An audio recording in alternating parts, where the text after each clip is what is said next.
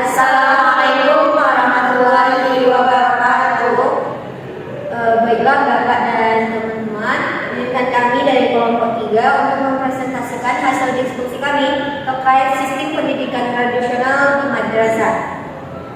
Yang beranggotakan, yang pertama itu saya sendiri Rafina Gusni, kemudian Rizka Fatma Putri, lanjut dengan Batu Ananda Aisyah, kemudian Rizka Fadila, dan yang terakhir yaitu Rani Anzani.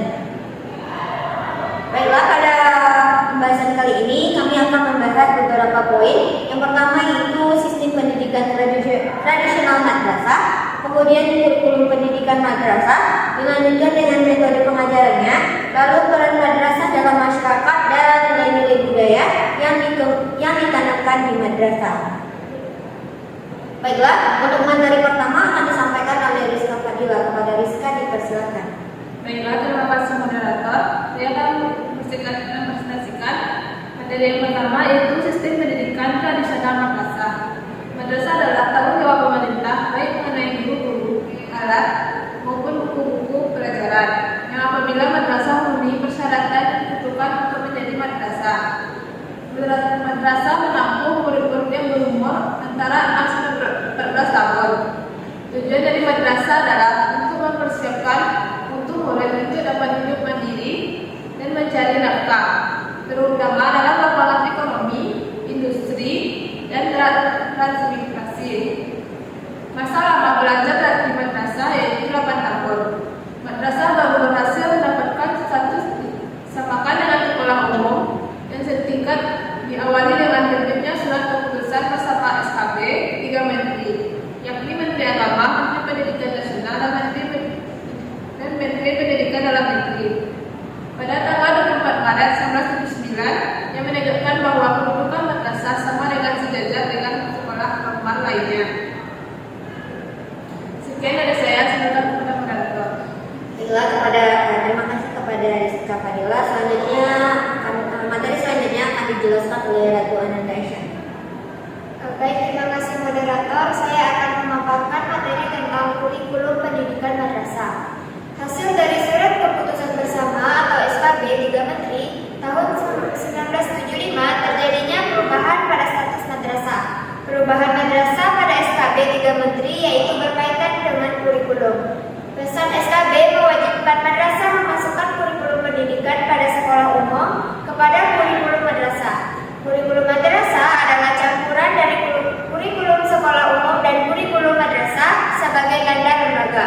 Tujuan dari struktur kurikulum yaitu menghasilkan lulusan madrasah mendapatkan hak dan peluang yang sama dengan lulusan sekolah umum. Dalam perubahan kebijakan madrasah dari sekolah mengkhususkan diri pada kajian agama Islam dalam rangka mengarahkan, membimbing, membina dan melahirkan pendidikan madrasah yang berkualitas, mampu mengembangkan kognitif, afektif dan psikomotorik. Baik, saya kembalikan kepada moderator.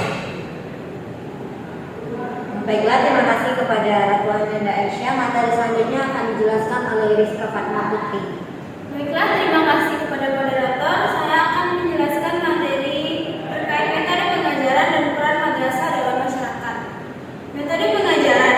Pada proses pendidikan, metode yang memiliki peran yang sangat penting untuk mendapatkan tujuan pembelajaran.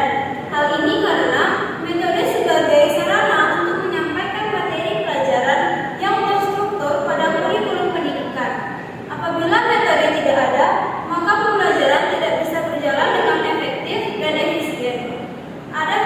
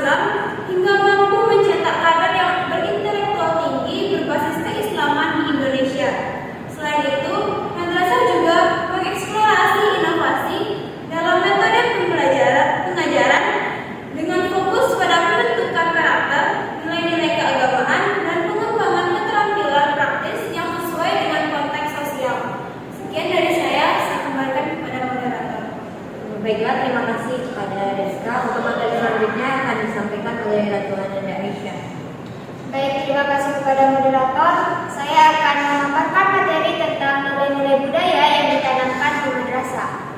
Nilai-nilai budaya adalah sesuatu berbentuk nilai yang telah tertanam dan disepakati oleh masyarakat berupa kebiasaan sebagai bentuk perilaku dan tanggapan terhadap suatu keadaan sesudah maupun sebelum terjadi. Pembinaan nilai-nilai agama di lingkungan sekolah berlandaskan agama dan konstitusi yang kokoh. Oleh karena itu, perlu dikembangkan berbagai strategi pembinaan nilai agama dengan memperhatikan aspek budaya yang berkembang di masyarakat.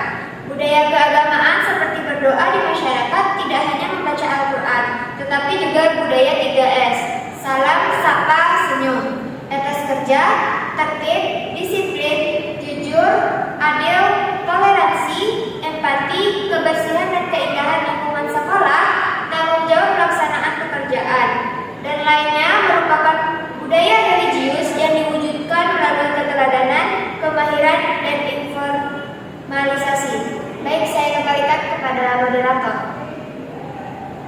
Baiklah, terima kasih kepada Tuhan Anda, Aisyah. Jadi dari topik kami kali ini saya akan membacakan kesimpulannya, di mana dalam sistem pendidikan tradisional madrasah terdapat madrasah yang bertanggung jawab, pemerintahan baik mengenai guru-guru, alat-alat maupun buku-buku pembelajaran apabila madrasah memenuhi persyaratan yang ditentukan untuk menjadi madrasah.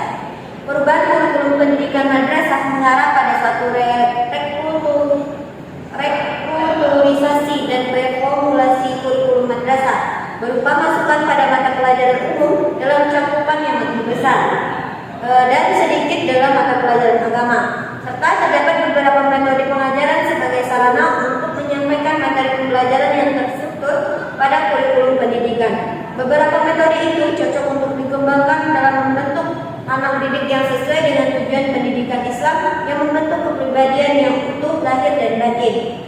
Madrasah juga mengeksplorasi inovasi dalam metode pengajaran dengan fokus pada pembentukan karakter, nilai-nilai keagamaan, dan pengembangan keterampilan praktis yang sesuai dengan konteks sosial.